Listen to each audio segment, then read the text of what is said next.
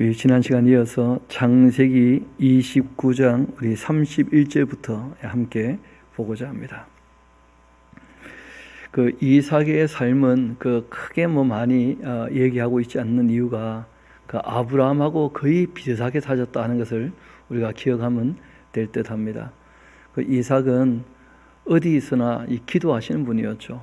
리브가가 처음 만날 때도 이 광야에서 묵상하는 그런 이 이삭을 만나게 되었고, 정말 이분은 모든 소유보다 존재를 귀하게 여겼기 때문에 양보할 줄 알고 정말 평화를 만들 줄 아는, 다투지 않는 그런 분이었습니다.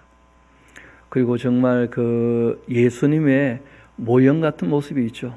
아버지의 말씀이라면 죽기까지 순종하시는 그런 우리가 이삭의 모습을 보게 됩니다. 이삭이 참 여러 가지로 잘하는 것도 있지만 또 그렇지 않은 것도 몇 가지가 있었다 하는 것을 우리가 알게 되었는데, 그 중에 하나가 자녀 양육이 참 쉽지 않았다. 신앙을 되물림하지 못했던 쌍둥이 중에 하나는 안 되고 말았죠, 그렇죠? 또 이 야곱이란 인물은 하나님을 믿는다고 하는데도 여전히 자기 욕심으로 사는 사람이에요.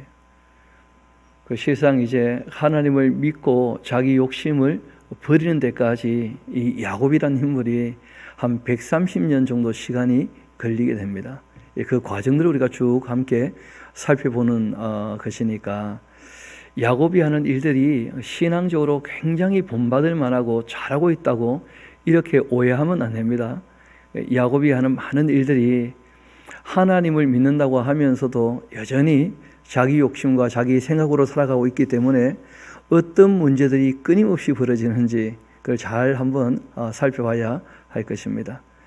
지난 시간 우리가 봤던 것처럼 형을 속이고 결국 이제 라반의 집으로 형한테 죽지 않으려고 이제 도망을 간 거죠. 그렇게 이제 도망을 가서 거기에서 이제 라반의 집에 이르게 되었고, 그리고는 7년 일하고 그 대가로 라헬을 얻기로 했는데, 그런데 레아를 먼저 얻게 되어지고 7일쯤 더 일하고 이번에는 먼저 라헬을 얻고 이제 7년 더 일하기로 한 거예요. 총 이 라반의 집에서 20년쯤 지나게 되거든요. 그러니까 7년 지나서 이제 결혼을 했으니까 한 13년 동안에 11명의 아들을 놓게 되는 겁니다. 요새까지 다 놓고 나오지 않습니까? 부인이 4명이니까 가능한 일이에요. 부인이 4명이니까. 그리고 이제 20년 일하고 나올 때 요셉이 태어났으니까 이 요셉하고 그리고 야곱하고는 나이 차이가 한 90살 가까이 차이가 나는 것이죠. 이분이 70에 가서 20년 있다가 이제 나오셨으니까 야곱이, 그런 정도로 우리가 대략적으로도 이 머리에 좀 그려두시면, 성경이 인물들의 나이를 얘기하는 이유가 무의미하게 말씀하신 게 아니거든요. 다 이유가 있고 의미가 있기 때문에 말씀을 해놓으시는 것이니까 그런 것들 조금 우리가 염두에 두면서 이제 읽어 나가면 어렵지 않을 것입니다. 특별히 또 숫자가 명료한 것은 역사적 사실이기 때문에 그러하기도 한 것이죠. 자, 우리 29장 31절부터 또 제가 천천히 읽어드리겠습니다. 여호와께서 레아가 사랑받지 못함을 보시고 그 태를 여셨으나 라헬은 자녀가 없었습니다. 레아가 임신하여 아들을 낳고 그 이름을 르우벤 이렇게 지었는데, 여호와께서 나의 괴로움을 돌보셨으니 이제는 내 남편이 나를 사랑하리로다 그렇게 하였습니다. 그가 다시 임신하여 아들을 낳고 이르되 여호와께서 내가 사랑받지 못함을 들으셨으므로 내게 이 아들을 주셨도다 하고는 그 이름을 시므온 들으심 그렇게 이제 이름을 지었죠. 또 그가 임신하여 아들을 낳고 이르되 내가 그에게 새 아들을 낳았으니까 내 남편이 지금부터는 나와 연합하리로다 그렇게 하고 그 이름을 레위라 그렇게 이름을 지었습니다. 레위 이름의 뜻이 참 좋죠. 연합이라. 이런 걸 보면 레아라고 하는 이 여성은 남편을 참 사모하고 사랑받고 싶어하는 마음이 있는데, 근데 야곱은 아직 그러지 않죠. 이어봅시다. 이 35절, 그가 또 임신하여 아들을 낳았고 이르되 내가 이제는 여호와를 찬송하리로다 하고 이로 말미암아 그가 그 이름을 유다라 그렇게 했습니다. 그리고 레아의 출산이 멈추게 되었다. 그렇게 나오죠. 그 유다라는 이름의 뜻이 찬송이라 그런 뜻이죠. 라헬이 자기가 야곱에게서 아들을 낳지 못함을 보고 그 언니를 시기해서 그 야곱에게 이르되, 그 이런 걸 보면 야곱의 인생이 평탄치 않았다는 거 아시겠죠? 어릴 때부터 늘 형과 다투고 또 형한테 죽을까 봐 도망쳐 나왔고 라반의 집에서 일하지만 그 7년을 하루같이 연애했을 때 그때가 아마 인생의 황금기였지 않았겠는가. 자기 인생의 제일 행복한 시절이었던 것 같고, 그 시절 지나고 난 다음에 이제 그 레아가 애를 놓으니까 라헬이 또 시기를 해가지고 한 집안 식구들인데 다, 그러니까 이제 그 야곱도 참 입장이 곤란하게 되는 거예요. 그 라헬이 야곱에게 이르되 내게 자식을 낳게 하라. 그렇지 아니하면 내가 죽겠노라. 요거 하나 적어놓으세요. 좀 못됐다. 그 이런 거 보면 이제 그 성품을 조금 알 수 있죠. 언니 레아는 애기들 이름 짓는 걸 보면 참 남편을 사랑하고 사모하고 하나님께 감사하고 그런 자세가 있는데 그 이 라헬은 좀 그렇지가 않아요. 야곱이 라헬에게서 성을 내어 이르되 그들을 임신하지 못하게 하시니 이는 못하게 하시는 이는 하나님이시니 내가 하나님을 대신할 수가 있단 말이냐. 라헬이 이르되 내 여종 비라에게로 들어가라. 그가 아들을 낳아서 내 무릎에 두리니 그러면 나도 그로 말미암아 자식을 얻겠노라. 그래도 졸지에 부인을 또 한 명 더 얻게 된 거예요. 이 라헬의 시기 때문에. 그의 시녀 빌라를 남편에게 아내로 주매 이 야곱이 그에게로 들어갔고, 또 빌라가 임신하여 야곱에게 아들을 낳은지라 이 라헬이 이르되 하나님이 내 억울함을 푸시려고 내 호소를 들으사 내게 아들을 주셨다 하고는 이로 말미암아 그 이름을 단이라. 단이란 말이 뭐냐면 심판이라 그런 뜻이에요. 언니와 나 사이에 하나님이 심판해서 내가 이겼다. 참 애기 놓는 것도 무슨 시합인 줄 알고, 이 라헬이라는 여자는 좀 그런 게 있죠. 그 언니에 대해서 그냥 시기하고 언니를 이겨 먹어야 되는 그런 마음이 좀 있는 것 같아요 보니까. 또 라헬의 시녀 빌하가 다시 임신하여 둘째 아들을 낳았는데 야곱에게 라헬이 이르되 내가 언니와 크게 경쟁하여 이겼다고는 그 이름을 납달리라. 그렇게 이름을 지었습니다. 레아가 자기의 출산이 멈춤을 보고 또 그의 시녀 실바를 데려다가 이 야곱에게 주어 아내로 삼게 했습니다. 자기 동생처럼 자기가 더 이상 아기를 못 놓으니까 또 자기 시녀를 넣어줬어요. 이 덕분에 이제 그 야곱은 부인이 4명이나 됩니다. 그런데 뭐 그 부인 4명이 서로 사이가 좋겠습니까? 별로 안 좋겠습니까? 지금 뭐 언니하고 동생하고 싸우는 거 보면 알잖아요. 동생이 자꾸 시비를 거는 거죠, 그렇죠? 언니와 경쟁하려고 하고. 그 참 평안이 없는 집안이에요. 9절 다시 한번 봅시다. 레아가 자기의 출산이 멈춤을 보고 그 시녀 실바를 내다가 야곱에게 주어 아내로 삼게 했는데 레아의 시녀 실바가 야곱에게서 아들을 낳음에 레아가 이르되 복되도 하고 그 이름을 가시라. 그렇게 지었고, 레아의 시녀 실바가 둘째 아들을 야곱에게 낳음에 레아가 이르되 기쁘도다. 모든 딸들이 나를 기쁜 자라 그렇게 하려도 하고 그 이름을 아셀이라. 그렇게 했습니다. 밀 거둘 때 루벤이 나가서 들에서 합 한 채를 얻어 그 어머니 레아에게 드렸더니 라헬이 레아에게 이르되 언니의 아들의 합 한 채를 청구하노라. 이 레아가 그에게 이르되 너가 나의 남편을 빼앗은 것은 작은 일이냐? 그런데 너가 내 아들의 그 합 한 채도 빼앗고자 하느냐?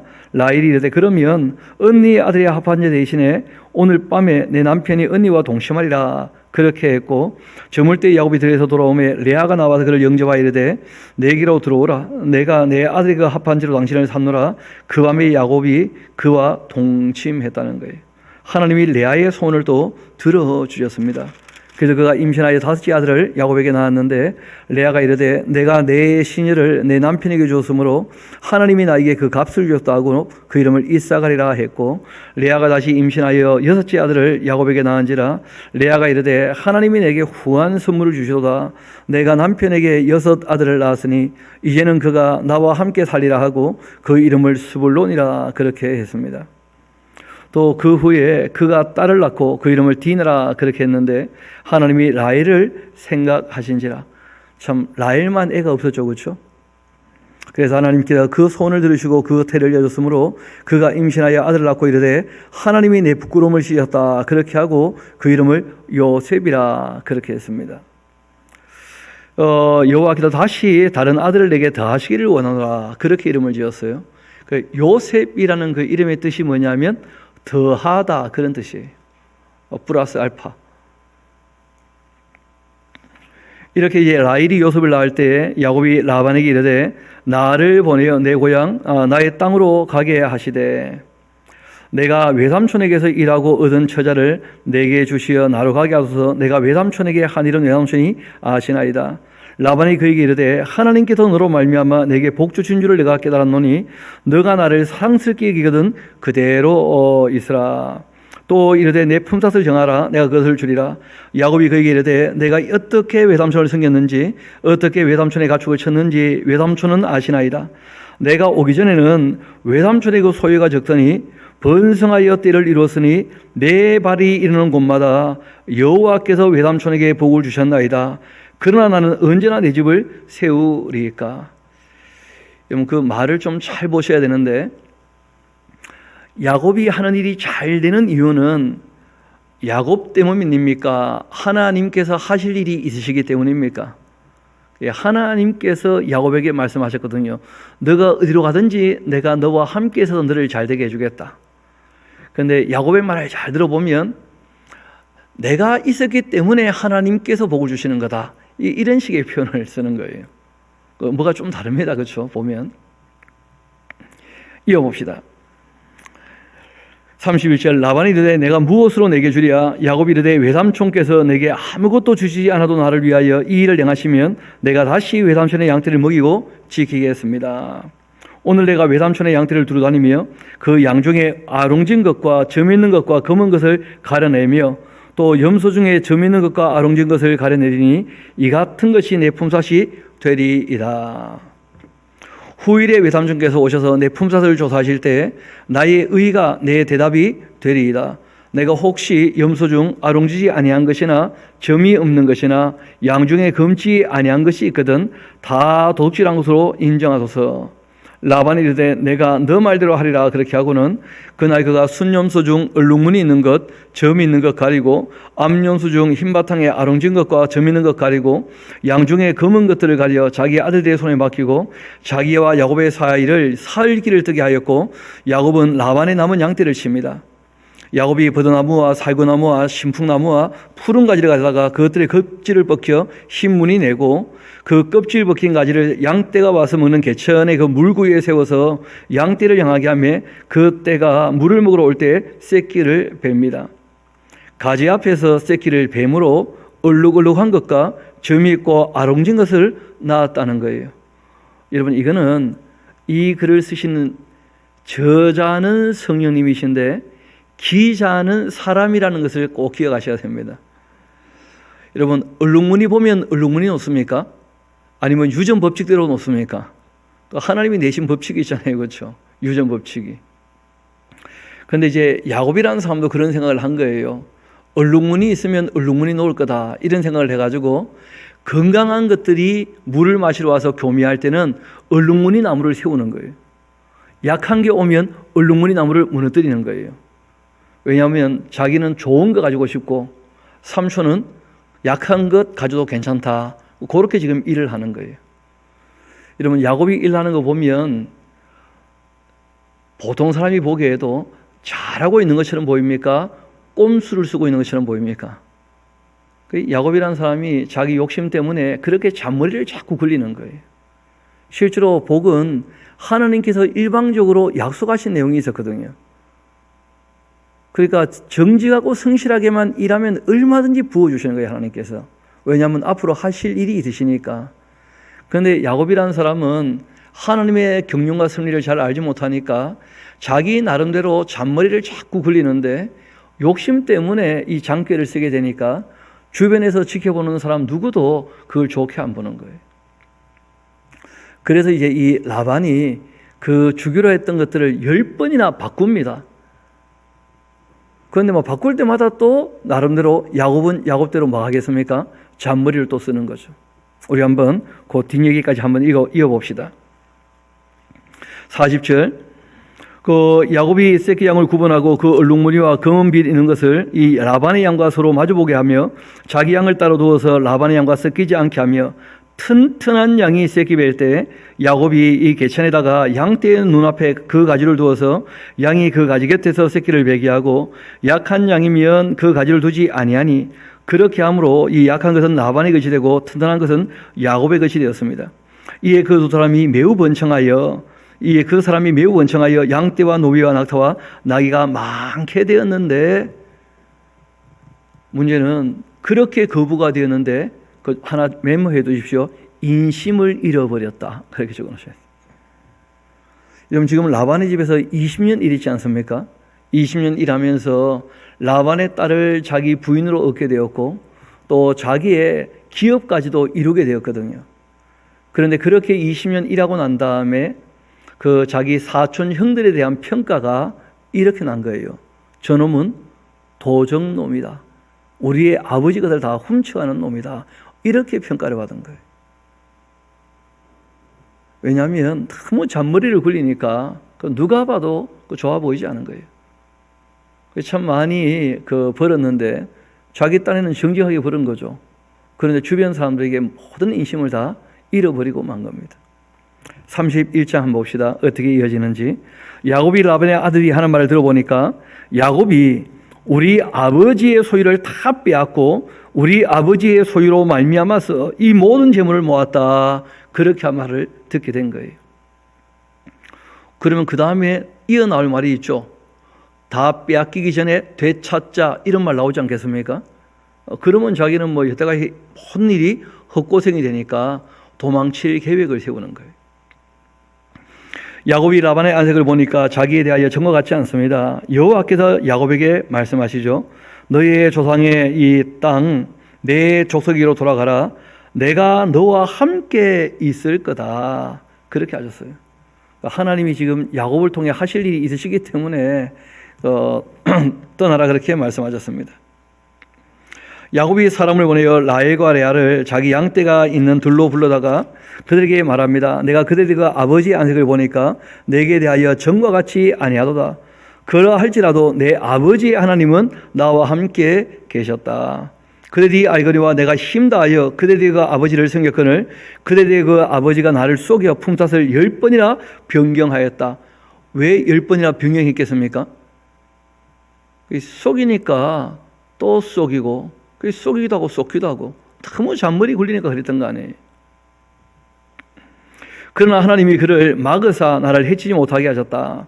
그가 이르기를 점 있는 것이 내 삭시되리라 하면 온 양떼가 낳은 것이 점 있는 것이고, 또 얼룩무늬 있는 것이 내 삭시되리라 하면 온 양떼가 낳은 것이 얼룩무늬가 있는 것이니 하나님이 이같이 그들의 아버지의 그 가축을 빼앗아 내게 주셨다. 그 양떼가 새끼 뵐 때 내가 꿈에 들여 보니까 양떼를 탄 순양은 다 얼룩무늬 있는 것, 점 있는 것, 아름진 것이었다. 꿈에 하나님의 사자가 내게 말씀하시기를 야곱아, 그렇게 하기로 내가 대답하기를 여기 있나이다. 그렇게 했더니 이르시되 너의 눈을 들어보라. 양떼를 탄 순양은 다 얼룩무늬 있는 것, 점 있는 것, 아름진 것이니라. 라반이 너에게 행한 모든 것을 내가 보았노라. 나는 베델의 하나님이라. 너가 거기서 기둥에 기름을 붓고 거기서 내게 서원하였으니 지금 일어나 이곳을 떠나서 내 출생지로 돌아가라. 그렇게 하셨다 하고 이제 자기 꿈 얘기를 하면서 이 부인들을 다 설득을 하는 것이죠. 근데 제가 이 얘기를 읽어보면서 야곱이 사실을 얘기했겠나, 꿈이었겠는가, 저도 의심이 자꾸 드는 거예요. 야곱이라서. 야곱이 지금 하는 말이거든요. 자기 부인들에게 나가야 되겠는데 뭐 가지고 나가자 하겠는가 싶은 거예요. 여하튼 우리 믿어주고 갑시다. 야곱이 꿈 꿨다 하니까 진짜겠죠. 여하튼 14절 라헬과 레아가 그에게 대하여 이르되 우리가 우리 아버지 집에 무슨 분깃이나 유산이 있으리요. 아버지가 우리를 팔고 우리의 돈을 다 먹어버렸으니 아버지가 우리를 외국인처럼 여기는 것이 아닌가. 하나님이 우리 아버지에게 취하여 가신 그 재물은 우리와 우리 자식의 것이니 이제 하나님이 당신에게 이르신 일을 다 준행하라. 그래서 야곱이 일어나 자식들과 아내들을 낙타에 태우고 그 모은 바 그 모든 가축과 모든 소유물 곧 그가 바단 아람에서 모았던 가축을 이끌고 가나안 땅에 있는 그 아버지 이삭에게로 가려고 하는데 그때 라반이 양털을 깎으러 갔기 때문에 라헬은 그 아버지의 드라빔을 도둑질했다는 거예요. 여러분 조금 우리가 생각할 부분인데 지금 라헬의 남편은 야곱이지 않습니까? 야곱이 섬기는 하나님이 있으시잖아요. 그런데 이 라헬은 야곱이 섬기는 하나님 신뢰하기가 쉽지 않다는 거예요. 왜냐하면 야곱 신뢰하기가 쉽지 않다는 거예요. 그래서 자기 아버지가 섬기는 신, 이 우상이지 않습니까? 이 드라빔 하나를 훔쳐 나오는 거예요. 그 라헬이 드라빔을 훔쳤다는 것이 예산 일이 아니었다는 거예요. 아니 정말 이 야곱을 신뢰하고 야곱의 하나님을 함께 믿기로 했다면 우상 들고 나오겠습니까? 우상을 훔쳐 나오겠습니까? 그러니까 야곱이라는 사람의 신앙도 그리 건전한 게 아니었다는 거예요, 처음에는. 그리고 이제 나오게 된 것이죠. 그리고 또 어떤 이 학자는 이 당시 드라빔이라고 하는 것이 그 후계자의 징표가 된다, 그런 뜻이라고 해요. 또 쉽게 말하면 라반이 죽었을 때 그 드라빔을 가지고 이제 내밀면 그 라반의 재산이 자기 분깃이 되는 것이죠. 그래서 훔쳐 나온 거 아닌가, 뭐 그렇게 보시는 분도 계셔요. 여하튼 이랬든 저랬든 간에 중요한 것은 이 야곱의 집에 그 우상이 붙어 나온다는 거예요. 그것도 라헬 때문에. 참 말이 안 되는 얘기인데 그런 일이 벌어지는 거예요. 이어봅시다. 또 야곱은 그 거취를 아람 사람 라반에게 말하지도 않고 가만히 도망갔어요. 아니 20년 동안 일하고 떠날 것 같으면 인사하고 가야 될 거 아닙니까? 사람이. 자기 장인인데, 자기 외삼촌인데. 그 참 야곱이라는 사람도 그래요. 보면. 그가 그 모든 소유를 이끌고 강 건너 길라산을 향하여 도망했는데 3일 만에 야곱이 도망한 것이 라반에게 들리게 됩니다. 라반이 그 형제를 거느리고 그 7일 길을 쫓아가서 길라산에서 그에게 이르게 되는데 밤에 하나님께서 아람 사람 라반에게 현몽하셨습니다. 꿈에 나타나셨죠. 그리고 한 말씀 하십니다. 너는 상가 야곱에게 선악간 말하지 마라. 왜 선악간 말하지 말라고 하시느냐 하면 야곱도 잘한 게 별로 없다는 거예요.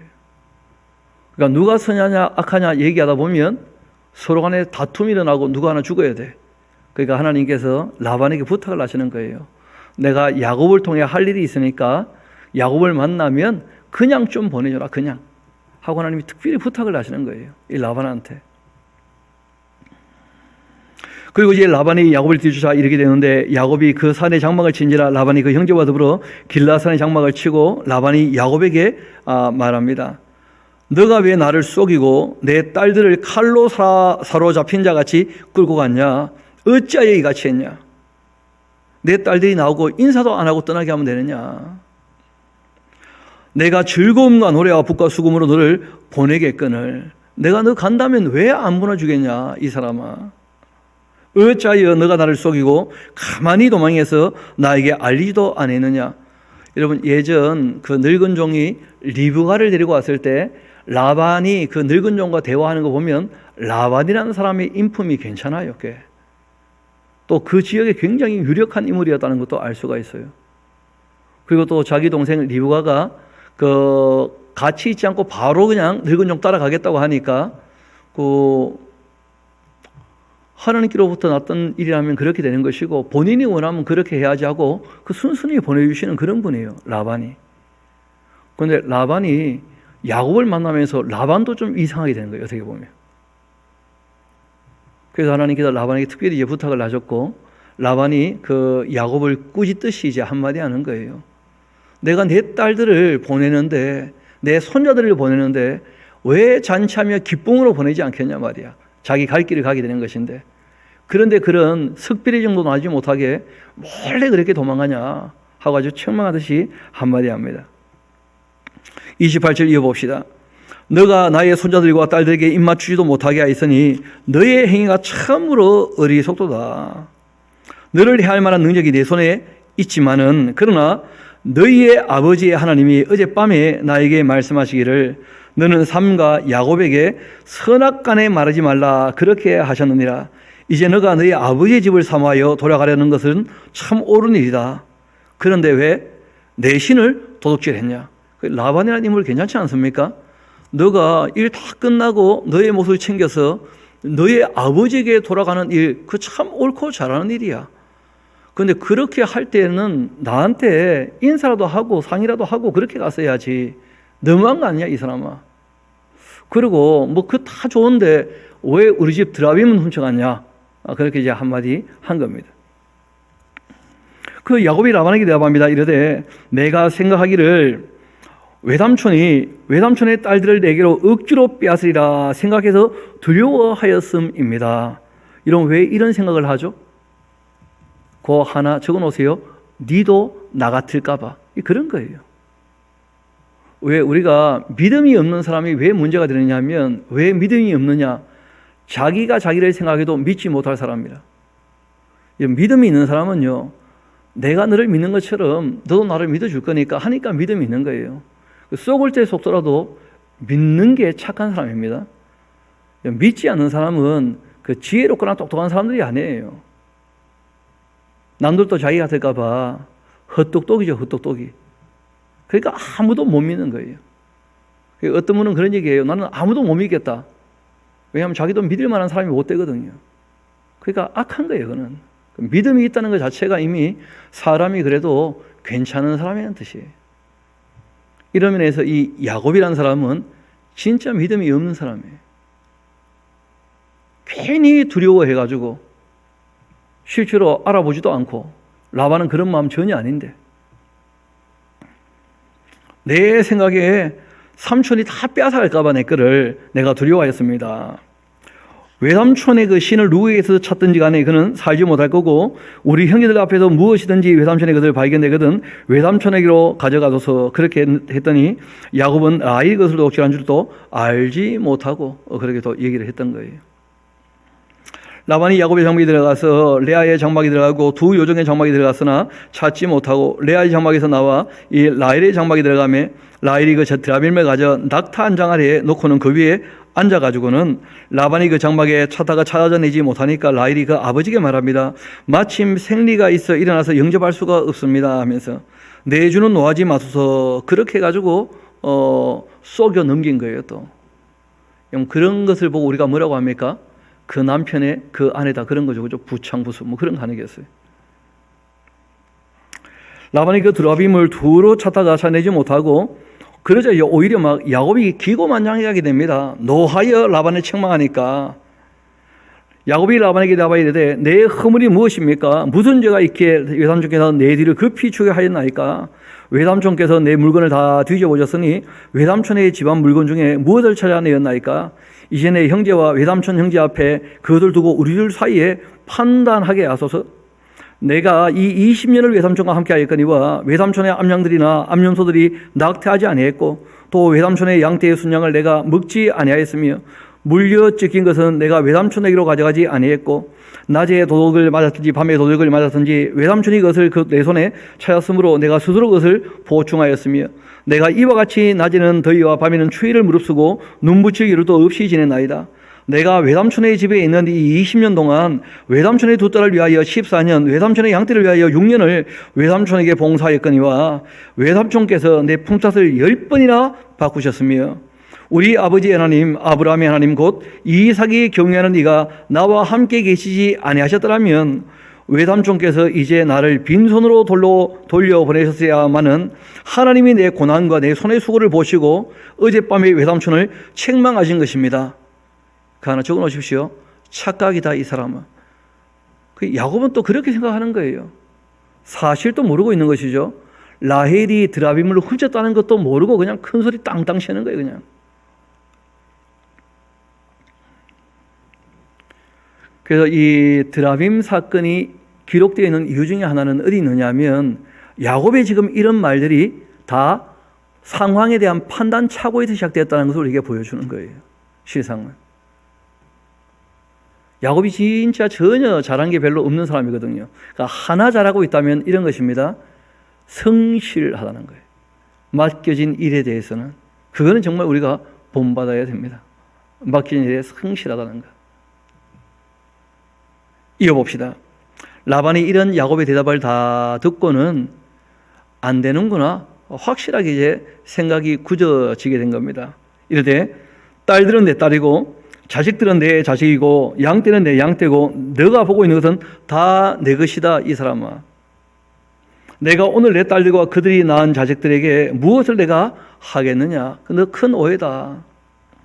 이제 와라, 나와 너와 언약을 맺자. 그것으로 너와 나 사이에 증거를 삼아야 되겠다. 이에 이 야곱이 돌을 가져다가 기둥을 세우고 또 그 형제들에게 돌을 모으라. 그렇게 하니 그들이 돌을 가져다가 이 무더기를 이루매 무리가 거기 무더기 곁에서 먹고 라반은 것을 여갈사하두더라 그렇게 불렀고 이 야곱은 것을 이 갈레시라 그렇게 불렀는데 이 뜻이 다 뭐냐 하면 라반의 말에 오늘 이 무더기가 너와 나 사이에 증거가 된다 하였으므로 그 이름을 갈레시라 불렀고 또 미스바 망대가 되기도 하는데 이는 그의 말에 우리가 서로 떠나 있을 때 여호와께서 나와 너 사이를 살피시옵소서 그렇게 합니다. 너 얘기 들어보니까 나도 할 말이 많은데 하나님이 선악간 말하지 말라 그래서 요만큼 내가 얘기하는 거다. 더 말다툼 일어나면 누구 하나 죽을 거니까. 그러고 이제 말씀하십니다. 만일 너가 내 딸들을 박대하거나 내 딸들 외에 다른 아내들을 맞이하면 우리와 함께할 사람이 없어도 보라 하나님이 나와 너 사이에 증인이 되시느니라 그렇게 합니다. 라반이 또 야곱에게 말합니다. 내가 나와 너 사이에 둔 이 무더기 여갈 사두다. 그것을 보라. 또 이 기둥을 보라.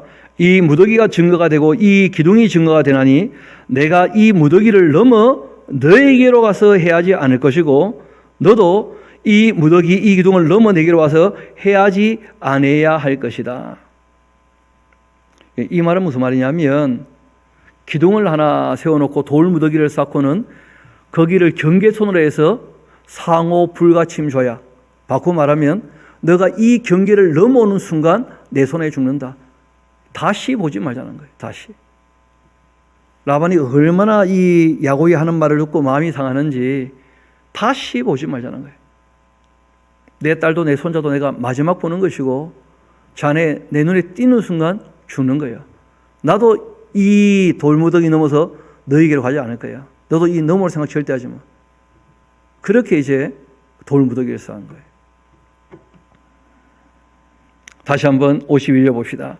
이 무더기가 증거가 되고 이 기둥이 증거가 되나니 내가 이 무더기를 넘어서 내게로 가서 해하지 않을 거고 또 너가 이 무더기 이 기둥을 넘어 내게로 와서 해하지 아니할 것이라. 아브라함의 하나님 나홀의 하나님 그들의 조상의 하나님은 우리 사이를 판단하옵소서 그렇게 했다는 거예요. 라반도 라반대로 정직하게 살아오셨거든요. 그러니까 참 야곱 얘기 들어보니까 라반도 억울한 거예요. 어떻게 보면. 그런데 하나님께서 선악간 말하지 말라니까 말을 그만두신 것이죠. 그러니까 하나님이 재판해 주시라. 그 정도 하고 이제 말았어요. 야곱이 그 아버지 이삭이 경계하는 일을 가르쳐 맹세하고는 야곱이 또 산에서 제사를 드리고 형제들을 불러 떡을 먹었는데 그들이 떡을 먹고는 산에서 밤을 지내고 라반이 아침에 일찍 일어나 손자들과 딸들에게 입맞추며 그들에게 축복하고 떠나 고향으로 돌아갔습니다. 그러니까 20년 동안 일했던 외삼촌이면서 장인이었고 자기 기업에 원래 바탕이 되고 사장이 되시는 분이 라반 아닙니까? 근데 그분하고 헤어질 때 상호 불가침 조약을 맺으면서 헤어졌어요. 다시 만나면 서로 죽는다. 그러고 헤어졌다는 거예요. 참 이 야곱이라는 사람은 누구하고도 샬롬이 잘 안 돼요. 샬롬이. 아버지하고도 샬롬이 안 되고 형하고도 샬롬이 안 돼. 외삼촌하고도 샬롬이 안 되고 그 외사촌들하고도 샬롬이 안 돼. 심지어는 자기가 제일 아끼는 부인 라헬하고도 샬롬이 됩니까? 안 됩니까? 아니 섬기는 신이 다른데 어떻게 샬롬이 되겠어요? 심지어는 이제 나중에 보면 자기 아들들하고도 샬롬이 안 돼요. 제일 큰 문제가 뭐냐면 하나님하고도 샬롬이 잘 안 돼요. 하나님하고. 우리가 그 내용을 이제 읽으려고 하는 것이니까요. 한번 봅시다. 야곱이 길을 가는데 하나님의 그 사자들이 그를 만나 주었습니다. 왜냐하면 어디로 가든지 내가 너와 함께하고 너를 지켜주겠다 약속하셨잖아요. 그러니까 야곱이 워낙 믿음이 없으니까 보여주신 거예요. 내가 너와 함께 한다고. 근데 믿음이 없는 사람이니까 보여주셔도 자기와 함께 한다는 게 안 믿어져. 야곱이 그들을 볼 때 이르기를 이는 하나님의 군대라 하고는 그 땅 이름을 마하나임이라 그렇게 했습니다.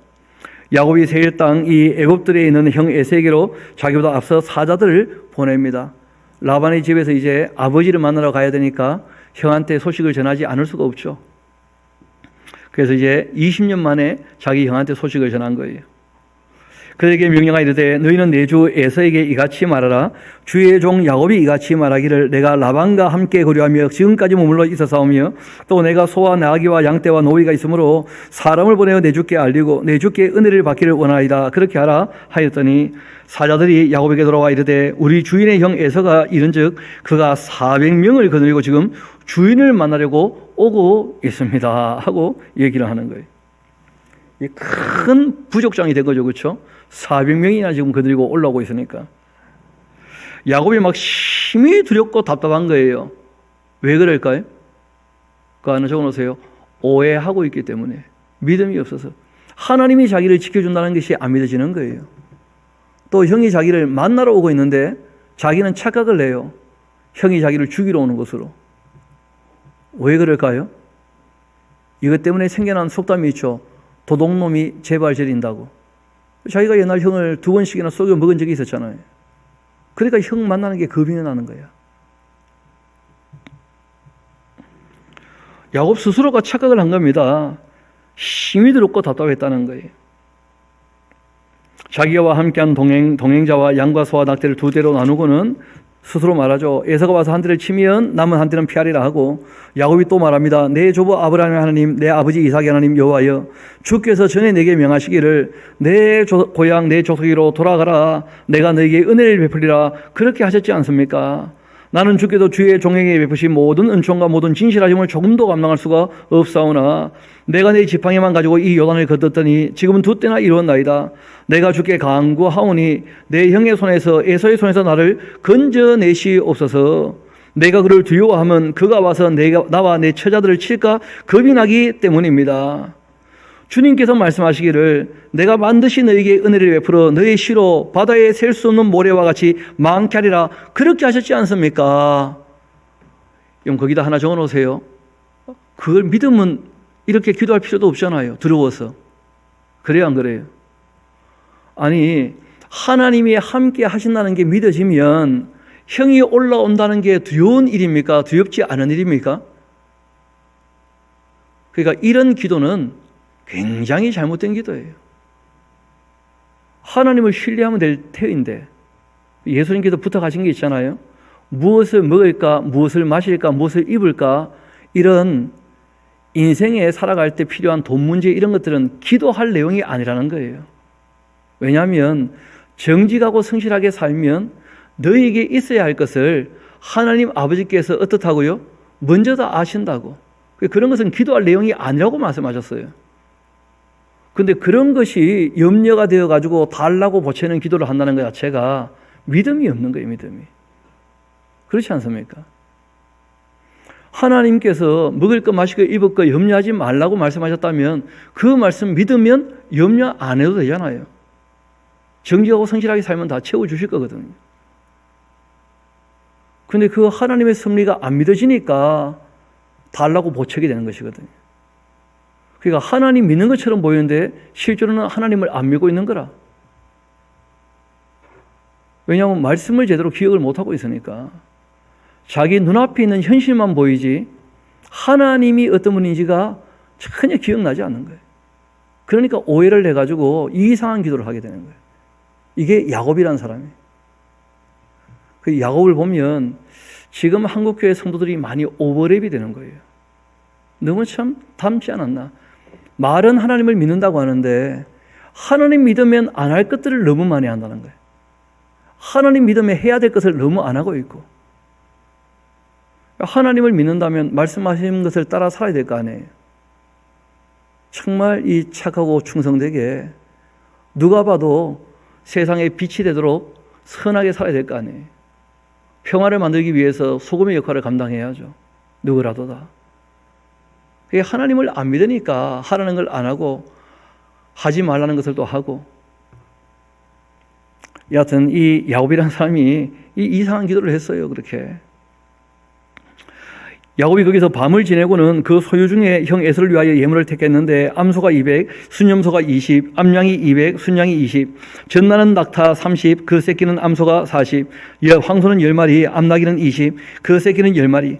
그것을 각각 때로 나누어서 종들의 손에 맡기고는 그 종들에게 이르되 나보다 앞서 건너가서 각대로 거리를 두게 하라. 그렇게 하고, 그리고는 그가 또 이 앞선 자에게 명령하여 이르되 내 형 에서가 너를 만나 묻기를 너가 누구의 사람이며 어디로 가느냐, 내 앞에 것은 누구의 것이냐. 그렇게 하거든 대답하기를 주의 종 야곱의 것이고 자기 주 에서에게로 보내는 예물이 오며 야곱도 우리 뒤에 있나이다. 그렇게 하라 하고 그 둘째와 셋째 각대를 따라가는 자에게 명령하여 이르되 너희도 에서를 만나거든 곧 이같이 그에게 말하고 또 너희는 말하기를 주의 종 야곱이 우리 뒤에 있다. 그렇게 하라 하니 이는 야곱이 말하기를 내가 내 앞에 보내는 예물로 형의 감정을 푼 후에 대면하면 형이 혹시 나를 받아주리라. 그렇게 함이었더라. 자기 나름대로는 열심히 고민하고 생각을 해요. 야곱이. 그 예물은 그의 앞서 보내고 그는 무리 가운데 밤을 지내다가 밤에 일어나 두 아내와 두 여종과 11 아들을 인도하여 야쁜 나루를 건네보내고 그들을 인도하여 시내를 건너가게 하며 그의 소유도 건너가게 하고 야곱은 홀로 남았는데 어떤 사람이 날이 새도록 야곱과 씨름을 했다는 거예요. 그 자기가 야곱을 이기지 못함을 보고는 그가 야곱의 허벅지 관절을 치니까 야곱의 허벅지 관절이 그 사람과 씨름할 때 어긋나고 말았어요. 이 사람인 줄 알았는데 나중에 보면 천사였었죠. 그렇죠? 천사. 그가 이르되 날이 새려고 하니까 나를 가게 하라. 야곱이 말하죠. 당신이 내게 축복하지 아니하면 가게 하지 아니하겠나이다. 너무 불안하니까 누가 복을 빌어주면 좋겠다는 거예요. 그가 물어봅니다. 야, 너 이름이 대체 뭐냐? 야곱입니다. 그가 이르되 너 이름을 다시는 야곱이라 부를 것 아니고 내가 별명 하나 지어줄게. 그 별명이 뭐냐면 이스라엘이에요. 그 이스라엘이라는 그 뜻 자체가 그 좋은 뜻이 아닙니다. 별로. 이쉬라고 하는 말은 사람이란 뜻이에요. 사람. 라 하는 것은 부정어예요. 부정어. 엘은 엘로힘이죠. 그 이쉬라엘 하는 말은 뭐냐면 하나님을 대적하는 사람, 하나님과 싸우는 사람, 그런 뜻이에요. 그러니까 하나님이 함께 하시는 것을 믿는다면 밤새면서 기도해야 됩니까? 찬양하면서 건너가면 됩니까? 그렇잖아요. 하나님이 함께 하신다는데 찬양하면서 그 강을 건너가면 될 텐데, 야복강을. 근데 그 강을 괜히 두려워가지고 형 마음도 모르면서 하나님도 못 믿고 하니까, 그러니까 뭐 하나님이 아마 천사를 보냈던 모양인데요. 그 야곱에게 걱정하지 말고 건너가라, 아마 그 소식을 전하러 온 것 같은데, 문제는 천사가 말할 기회를 안 줘. 혼자 자꾸 막 흔들고 씨름하니까. 여러분, 하나님이 사람하고 씨름할 때 꼭 기억하셔야 됩니다. 하나님이 지셔요. 이유가 있습니다. 여러분, 사랑 많은 사람하고 사랑 적은 사람하고 싸우면 사랑 많은 사람이 이깁니까? 고집센 사람이 이깁니까? 우리가 세상에서도 그런 거 경험하잖아요. 여러분, 엄마하고 아기 싸우면 아기가 이겨요? 엄마가 이겨요? 뻔하지 않습니까? 그게 하나님께서 물러설 수밖에 없는 거예요. 안 그러면 죽여버리니까. 사람들이 그런데 큰 착각을 하는 거예요.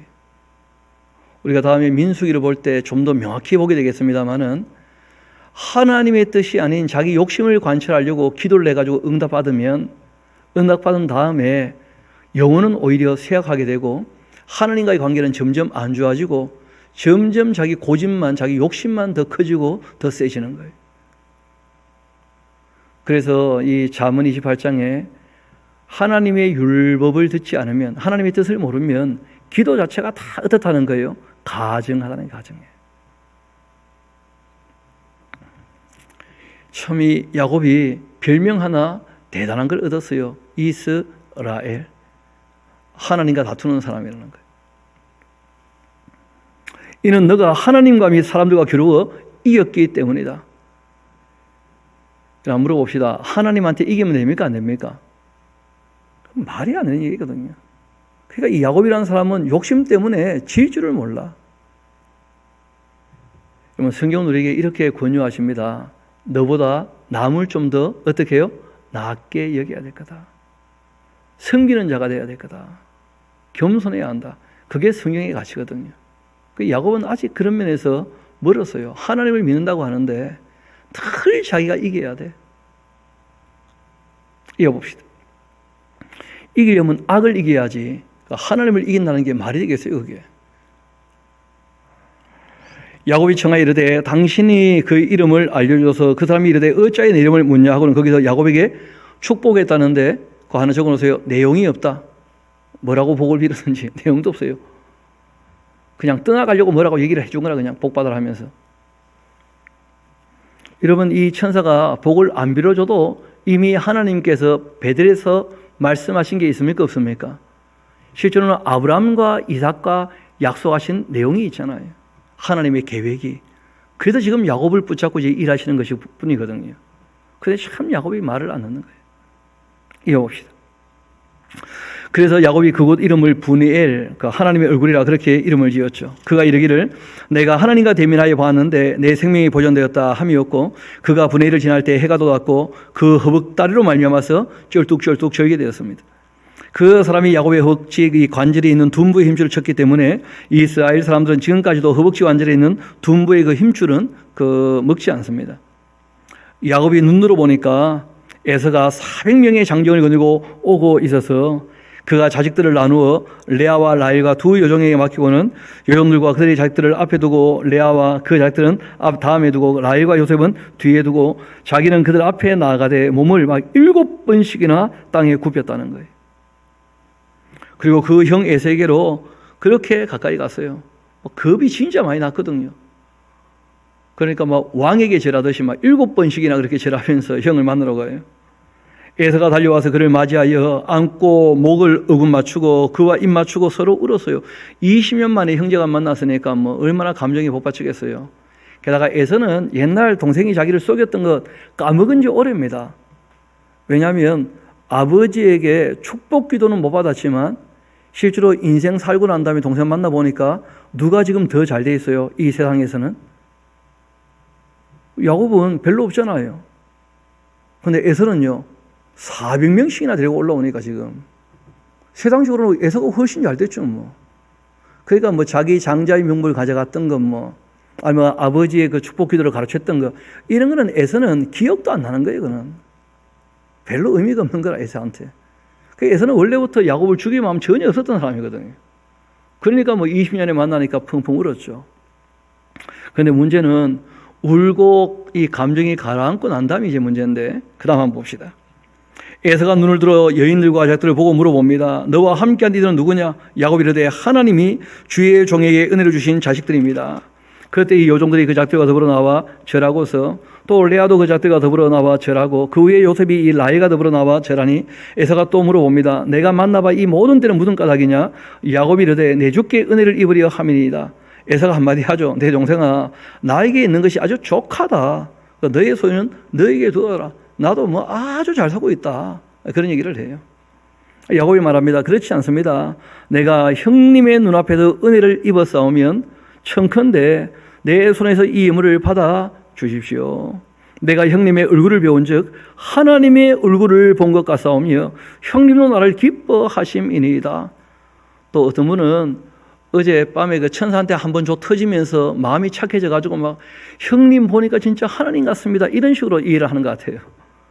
전혀 그런 거 아닙니다. 이런 걸 가지고 뭐라고 하느냐면 아부라 그래요. 아부. 왜냐하면 여러분 실제로 야곱이 에서를 만났을 때는 뭐부터 얘기를 해야 됩니까? 자기가 도망간 이유가 어디 있어요? 형을 속였기 때문 아니에요. 그러면 형한테 뭐부터 해야 됩니까? 사죄를 해야지. 용서를 빌어야지. 관계가 회복되려면 용서를 빌고 용서를 받아야 관계가 회복될 거 아니에요. 자기가 형을 속였기 때문에 도망갔던 거 아닙니까? 근데 뭐 말은 번지르르한데 알맹이가 빠져 있는 거예요.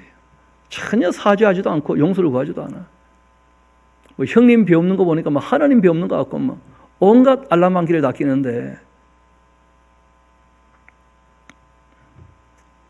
거기 하나 적어놓으세요.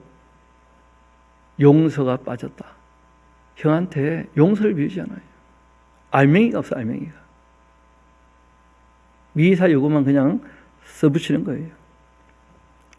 하나님이 내게 은혜를 베푸셨고 내 소유도 족하오니 청컨대 내가 형님께 드리는 예물을 받아주십시오 하고는 그에게 강권해서 형이 받게 됩니다. 에서가 한마디 합니다. 우리가 떠나자. 내가 너와 동행하겠다. 그 에서는요, 좋은 마음이에요. 지금 동생을 만나가지고 자기가 더 잘 됐거든요. 얼마든지 동생을 지키고 보호해 줄 수 있는 큰 족장이 되어 있다니까요. 근데 야곱이 한마디 합니다. 내 주도 아시거니와 자식들은 연약하고 내게 있는 양떼와 소가 새끼를 데리고 있은즉 하루만 지나치게 몰면 모든 떼가 죽을 것 같습니다. 청컨대 내 주는 종보다 앞서가서 나는 앞에 가는 가족들과 자식들을 걸음대로 천천히 인도하여 세일로 가서 내 주께 나아가겠습니다. 거기다 하나 적어놓으세요. 입만 열면 거짓말. 여러분 세일로 내려갈 마음이 있습니까 없습니까? 야곱이 그런 마음 전혀 없거든요. 그런데 형 심기를 안 건들려고 그냥 형님 말씀대로 다 하겠다면서 거짓말하고 있는 거예요. 이 사람은 처음 나올 때부터 아버지를 만나러 가는 거 아닙니까? 가나안 땅으로. 그러려면 요단강을 다시 건너야 되는데요. 지금 요단강 동쪽에서 일들 아닙니까? 바단 아람이고 이 야복강을 건너가지고 또 아르논 계곡을 건너고 그러면 이제 그 세네 시내를 건너고 그러면 이제 에서에서 모압 암몬 이렇게 올라오는 것이거든요. 그 야복강을 건너서 위로 올라가면 바단 아람이 있는 것이니까 이게 전부 다 요단강 동편의 일이에요. 자기는 지금 요단강 건너서 아버지 만나러 간다 해놓는데 참 출발할 때 그렇게 출발했잖아요. 세일로 가기는 왜 가겠어요? 세일로 가기는. 에서가 함께 가자고 하니까 지금 못 가겠다고 하면서 그냥 거짓말하고 둘러대는 거예요. 형님 먼저 가시면 내가 곧 세일로 가서 형님 찾아뵙겠습니다 하면서. 이 야곱이라는 사람이에요. 하여튼 막 눈앞에 있는 위기만 넘어서면 돼. 그 에서는 또 그걸 다 믿어요 그냥. 에서가 이르되 내가 내 종 몇 사람을 내게 머물게 하리라. 야곱이 또 한마디 합니다. 어찌하여 그래 하시리까? 나로 내 주께 은혜를 얻게 하소서 하며 이날 에서는 세일로 돌아갔어요. 그 형이 그러면 내가 군사 몇 명 붙여줄까 하면서 그 야곱이 군사 몇 명 붙여주면 세일로 안 갈 수 없잖아요. 군사들이 있으니까. 그 자기는 세일로 갈 마음 전혀 없거든. 그러니까 아예 뭐 속일 마음을 딱 가지고 일을 하고 있기 때문에 형이 도와줘도 도와주는 게 부담이 되는 거야. 사람이 거짓되니까 그런 거예요. 그런데 참 이 쉽지 않은 얘기인데 여러분 에서는 그 인간적으로 봤을 때는 사람이 괜찮잖아요. 그렇죠? 그런데 성경에 이런 말씀이 있어요. 하나님께서 에서는 미워하였고 야곱은 사랑하였다. 이런 말씀이 있어요. 그 이유가 있습니다. 그 에서란 사람은 세상에서 너무 잘나고 잘 나가기 때문에 하나님이 필요 없는 사람이에요. 그러니까 세상 사람들에게 또 자기 스스로는 만족스러운 인생을 살아가는지 모르겠는데 하나님하고는 아무 상관이 없는 삶을 살아요. 반면에 이 야곱이라는 사람은 아직까지는 자기 욕심을 추구하고 있지만 개선의 여지가 있는 사람이고 하나님을 인정하는 사람이에요. 신뢰하는 것은 아직 멀었지만 하나님 계신 것 인정하는 사람이거든요. 그러니까 뭐 에서와 야곱 중에 하나님께서 야곱을 사랑하신 거예요. 그래서 그를 통하여 이제 역사를 계속 이어가시고 다윗 그 다음에 또 예수님까지 이 땅에 다 오시게 되는 것인데 여하튼 이 야곱이라는 사람이 나이가 지금 90이 넘어도 여전히 아직 하나님을 잘 알지 못하고 철이 없어요. 12절 이어봅시다. 야곱은 숫곳에 이르러 자기를 위해 집 짓고 그 가축을 위하여 우리간을 짓고 그 땅 이름을 숫곳이라 그렇게 불렀습니다. 세일 내려갈 마음 전혀 없잖아요. 야곱이 바단 아람에서부터 평안히 가나안 땅 세겜 성읍에 이르러 그 성읍 앞에 장막을 쳤고 그가 장막을 친 이 밭을 세겜의 아버지 하물의 아들의 손에 백거지다에 샀고 거기서 제단을 쌓고는 그 이름을 엘렐로의 이스라엘이라 그렇게 불렀다는 거예요. 그런데 문제는 여러분 기억나시죠? 이 야곱이라는 사람이 내가 돌아오면 반드시 어디에서요? 벳엘에서 하나님께 예배하고 11조를 드리겠다고 약속을 했어요, 안 했어요? 그러면 여기 있어야 됩니까? 베델로 가야 됩니까? 하나님과 약속한 게 있잖아요. 근데 이분은 하나님과 약속도 까맣게 까먹고 있는 모양이라. 그래서 이 집안에 또 앞으로 어떤 일들이 벌어지는지 우리가 다음 주 화요일부터 또 한번 읽어봅시다. 그래서 야곱이라는 사람의 그 이 발자취를 보게 되면 하나님이 얼마나 오래 참고 기다리시는지, 그리고 하나님께서 어떻게 사람을 또 고치시는지, 개선의 여지가 있어야 고쳐지는 것이거든요. 에서는 안 고쳐집니다. 하나님을 인정하지 않으니까.